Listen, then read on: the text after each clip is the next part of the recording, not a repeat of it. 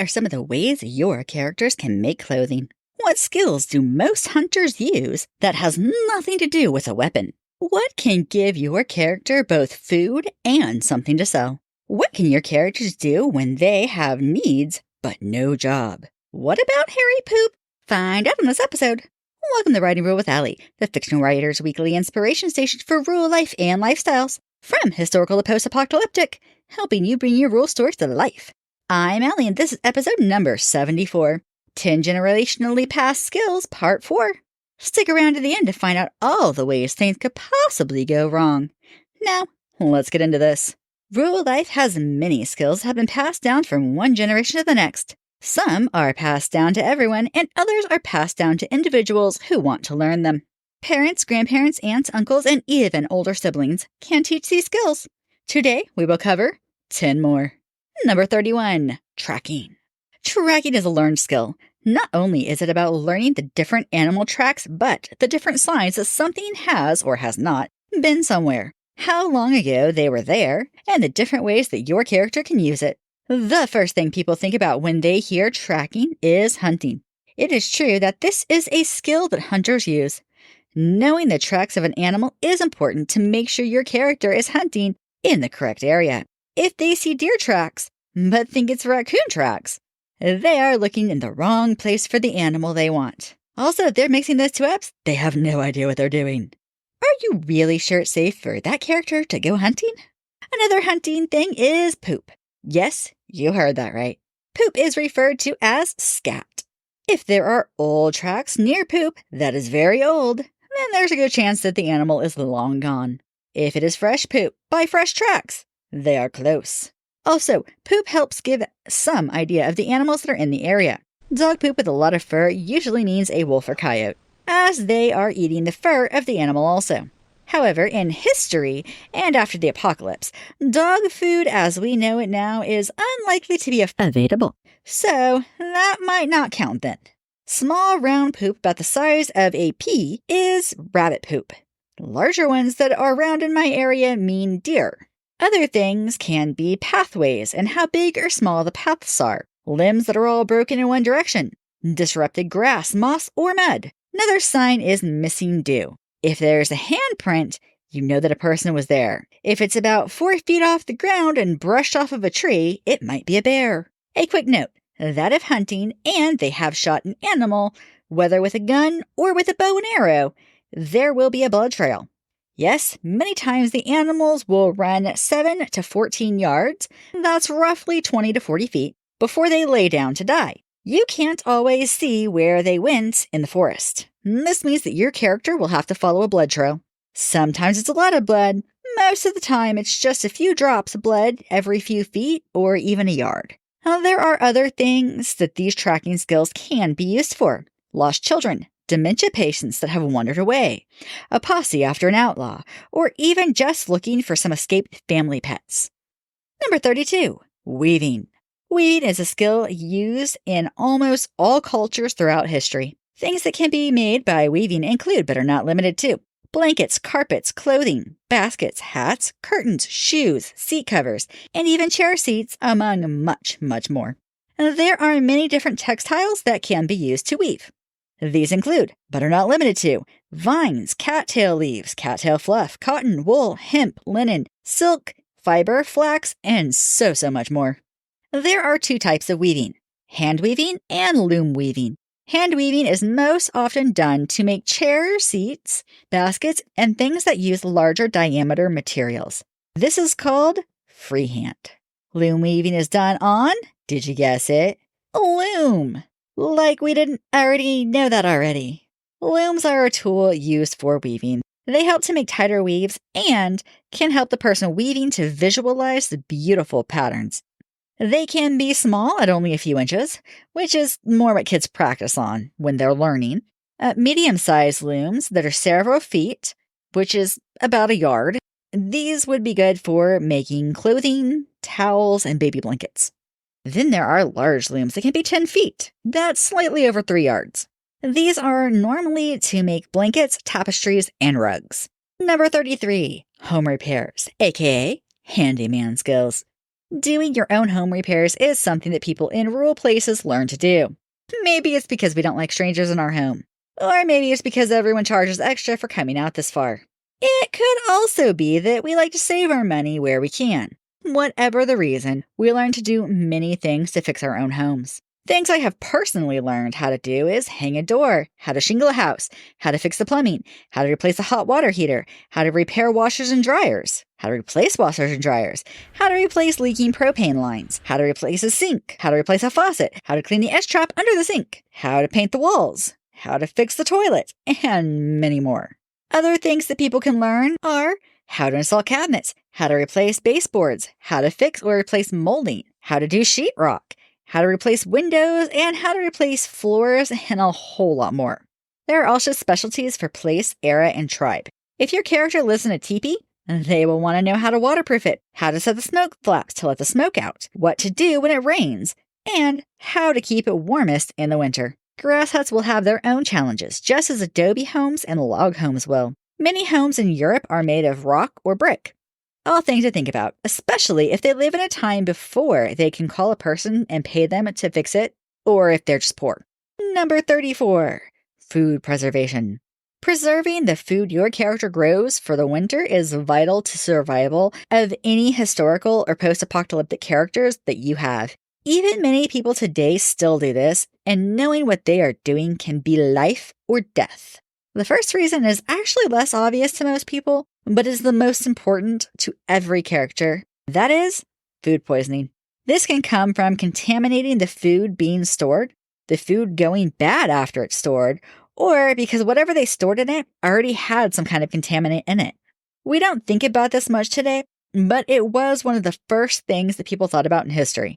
I still remember that my grandmother hated canned foods because you couldn't visibly see inside of them to look at the food to know that it was still good. That was the biggest hurdle that the food industry had to get over when they started selling canned goods because everyone had always grown and canned their own food before that. Other things to keep in mind are where they are, the era, the tribe or people group that they are with. This will give you the best starting place for foods that are available, the type of food preservation methods that they had then, and the cultural beliefs of food. An example would be that in India, they won't be hunting cows because of their beliefs. Another example is that there was a time when they believed that tomatoes were poisonous. I actually have 4 episodes about alternative food preservations if you'd like to learn more about this topic. Number 35, tanning hides. Tanning hides means to make leather.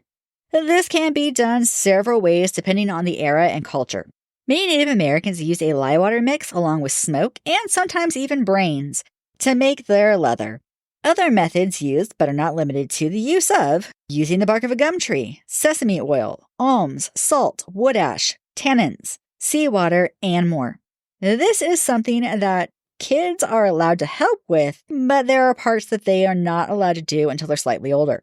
Lye water can chemically burn the skin, so kids don't get to play with that one, at least as long as your character is a good guy. This is a skill that up until my grandparents' generation, almost everyone knew how to do it, whether they did it themselves or not. Kind of like how most people know how to drive a car, but they might not actually drive yet. Number 36, beekeeping. Beekeeping is done through years of learning or years of trial and error. There are many things that will kill a hive off naturally. In modern times, pesticides can also kill the character's bees. The reasons that your character might want to keep bees are for the honey or the beeswax. Honey is edible and also used as a way to preserve fruit. Beeswax can be used for making candles, waterproofing, and a whole lot more. Also, this will make a great source of income historically and in an apocalypse, plus a nice supplemental income for modern story. However, a most important reason is that bees help with the pollination of plants. Your characters will need this for their crops, orchards, flower gardens, vegetable gardens, and any other plant that they intend to grow. I have a full episode on beekeeping if you want to learn more. I also have one on honey and one on beeswax that includes a lot more information and more ideas for how they can be used. Number 37, tending to the sick and injured. Tending to the sick and injured is a learned skill. Don't believe me? Let me ask you something. Think back and tell me, how did you know what to do when you got burned while cooking or you cut your finger? someone helped you or told you what to do. There's a good chance that this person was your mother, but that isn't always the case. First aid is something we all learn, either by seeing, hearing, or doing. That doesn't mean that we always do the right thing. I remember being young and hearing to spread mayonnaise on a bad burn and it will help the burn. And then I find out that the first thing that the hospital does is to scrape off the mayonnaise. This is for many reasons, but the scariest is that it traps the heat in the burn and makes the burn worse. And then we have illnesses. Now, this can be a normal illness such as the cold or flu or something like that. Every era has a different way to handle things. I remember my parents talking about rubbing alcohol on a washcloth and wiping it over a person's skin to help bring the fever down when they were little. Willow bark tea has also been used. Vomiting and diarrhea would be treated with a local plant. You'll have to research the place, tribe, or era to learn what they would use. The last two are caring for elderly and dying. Elderly people, even those in good health, will slow down and lose muscle strength at some point. This can be a slow decline or a fast decline, depending on the individual. There is also dementia that describes a broad range of memory loss, one of which is Alzheimer's. If you're writing this, I'll give you the two biggest helps I found when I was caring for somebody with dementia. These enabled me to be able to keep them in the home until 2 weeks before she passed away. So, if you're listening to this and are going through this yourself, here's some good resources for you also. The first one is to look up anything to do with Teepa Snow. She is the expert in her field and teaches the experts what to do. The next one is Dementia Care Blazers. I've only found her on YouTube so far. This one is geared more towards the families that are caring for the dementia person. Both of these will give you amazing insights into the actions of somebody with dementia might take and how the caregivers should and should not respond. Last is caring for a dying character. This one is hard for everyone, including the doctors and nurses nowadays. If you're writing hospice workers, please remember that they are amazing, supportive, and a wealth of information. Writing them otherwise is doing a disservice to your readers. Things that happen when a person is dying include, but are not limited to, their desire for food and water is extremely decreased. They might have something called visioning.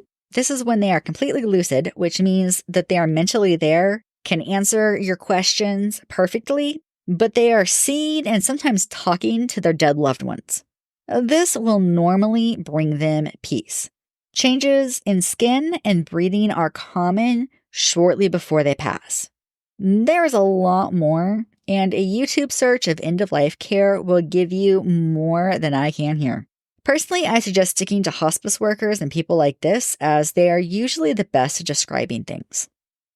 Number 38. Felling trees. Felling trees means that your character is cutting down a tree. In modern times, it is usually when the tree is dead, too close to a home, and there's a risk that it could lose a limb or break onto the home in some way, or removing it for farming purposes, and a whole lot more. What this is not is a massive destruction of acres of woodland for no purpose other than having fields and not woods, which is something that we see happen in modern times. An out-of-state person will buy some land, deforest it, and then sell it. This makes me and everyone else here livid. The most important thing is to make sure that the tree falls in a safe direction. I've seen this done with a rope pulling as the trunk was cut, likely because it was less than 3 feet or 1 yard from a home. However, most often they learn to cut limbs off of one side so that the other side is heavier, and that way they can help it lean a specific way so that it will fall that way. Yes, they had to climb the trees to do that before cherry pickers of modern times. Learning how to move out of the way when the trunk starts to fall is important too. It can bounce. Historically, this was done with saws and axes, and I feel exhausted just reading that sentence. Number 39. Shoe repair, also called cobbling. The first shoes that we know of were made of sagebrush and date back to roughly 8,000 years ago. In many historical settings, people will know how to make their own shoes as it's passed down to them. However, the first, or believed first, shoemakers were the Egyptians, around roughly 5000 BC. They made fixed and waterproof shoes. The job of a shoe cobbler has greatly reduced, but it's still a job today. Shoes will need to protect your character's feet as the main purpose. This could be from the Roman-laid brick roads being too hot in the summer, the cold temperatures of winter, the elements such as water and snow, or just sharp rocks and thorns in the forest. Each character and era has its own idea of fashion and practical footwear. In Native American tribes, this was done together. Moccasins were the practical footwear, and fringe or beads or shells were added to give them stylish designs. While in the English court in the 13th century, curled toes were a sign of status and could be a ridiculous 30 inches, which is just shy of a yard. Your character will be making them to the market that they are based on the needs or the place, time, and era, and will incorporate the fashions of the time or era. Number 40, barter and trade. Barter and trade means to trade items or services for something other than money. This is common in rural life. This is something that is normal in all of history and frankly very common today. I'll give you some examples. If your character has a lot of eggs and another has a lot of corn, they can trade so they both have some of each. A common thing, at least here in the US until more recent times, was to trade work for a night's room and board. This could be in the house or in the barn depending on the homeowner's preference. We have personally bartered for work with a track hoe, and in return, we helped run new plumbing into a new house. This saved both of us thousands of dollars that we would have spent hiring someone to come and do it for us. Fun fact, Persian rugs are considered an art form and are one of the most well-known types of woven rugs in the world.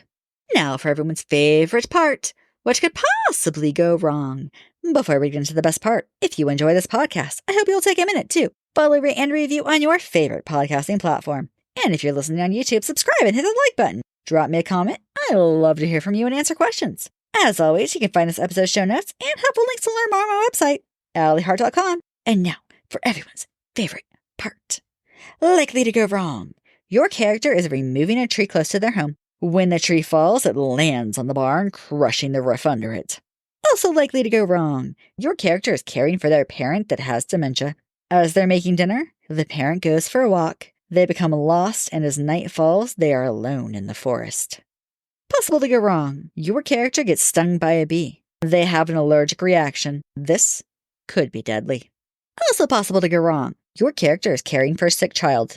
Unfortunately, the child pukes on them.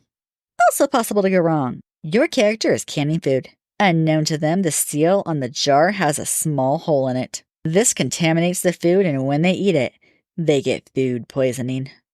Unlikely to go wrong. Your character is alone in a dead zone when they break their arm so badly the bone is sticking out. They have no idea how to handle this alone and are in extreme pain. Also unlikely to go wrong. Your character is weaving on a large loom. They stop to go to the bathroom. Their young child tries to help and crawls onto the many strings. They fall through and entangle themselves. Also unlikely to go wrong. Your character is following a blood trail after they shot a deer. Unknown to them, a hungry mountain lion smelled the blood and got to the deer first. As they find the deer, they come face to face with a hungry mountain lion. Improbable, but still technically in the realm of possibilities. Your character is using a bucket of lye to tan hides. They turn their back for just a moment to get something when someone trips over the bucket, spilling the lye water on themselves and chemically burning them. Also improbable, but still technically in the realm of possibilities. Your character barters their work in exchange for lumber. They finish working, but the other person does not give them the lumber they promised. Also improbable, but still technically in the realm of possibilities. Your character is a beekeeper. One day they go outside to check their hives and come face to face with an angry mama bear. Thanks for listening. Until next time, happy wordsmithing.